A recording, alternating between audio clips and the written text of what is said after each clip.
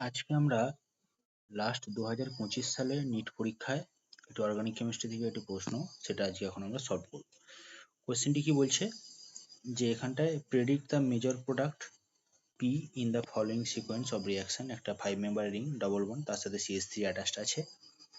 এবার রিয়েজেন্ট হিসেবে এখানে দেওয়া হচ্ছে HBr বেঞ্জোইল পারক্সাইড, তারপরে KCN, দেন আসছে সোডিয়াম অ্যামালগাম ইথানল। তার ফলে ফাইনাল প্রোডাক্ট, এই সমস্ত রিয়েজেন্ট গুলো দেওয়ার পর একটা ফাইনাল প্রোডাক্ট পি তৈরি হচ্ছে। কোয়েশ্চেন্স বলছে এই ফাইনাল প্রোডাক্ট পি, সেটার স্ট্রাকচার কি হবে। এবার এটা আমরা সলভ করব। তাহলে প্রথমে আমরা সাবস্ট্রেটটা লিখছি।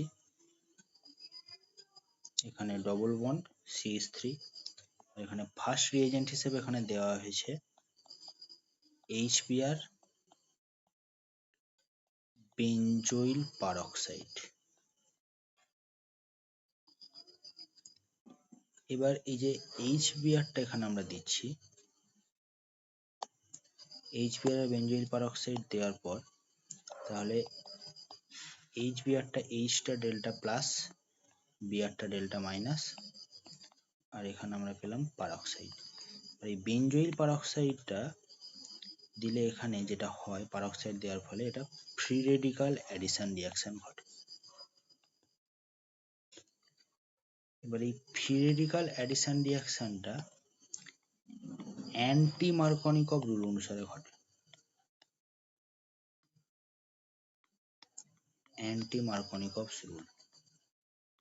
অ্যান্টি মার্কনিকভস রুল কি বলছে যে কোনো একটা ডবল বন্ড সিস্টেম, অ্যালকিন সিস্টেমে যদি আমরা কোনো একটা আনসিমেট্রিক্যাল অ্যাডেন্ডাম এখানে যোগ করি, তাহলে আনসিমেট্রিক্যাল যে অ্যাডেন্ডাম, তার যে নেগেটিভ পার্টটা সেই কার্বনেই যুক্ত হবে যে কার্বনে এইচ অ্যাটমের সংখ্যা বেশি আছে। যেমন এই কার্বনটা এইচ অ্যাটম একটা আছে, এই কার্বনে কোনো এইচ নেই, তাহলে বিআরটা ডেল্টা মাইনাস, সেখানে এই নিচের এই কার্বনটা যুক্ত হবে।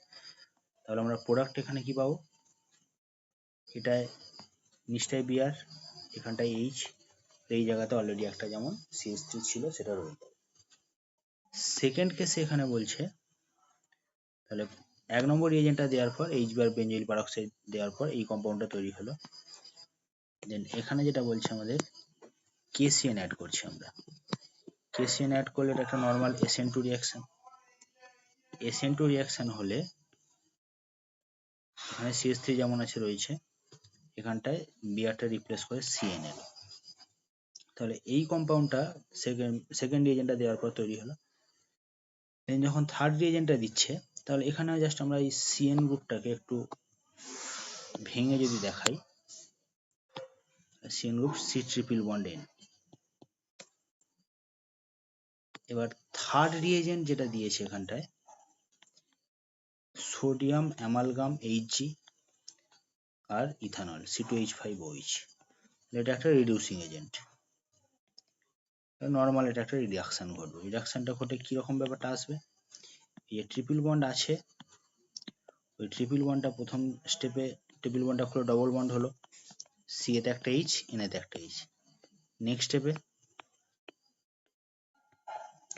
ওই ডবল বন্ডটা আছে, সেখানে আর একটা করে এইচ, সি এতে আর একটা করে, তাহলে CH2 NH2। তাহলে এটা হচ্ছে আমাদের ফাইনাল প্রোডাক্ট, এটাই পি।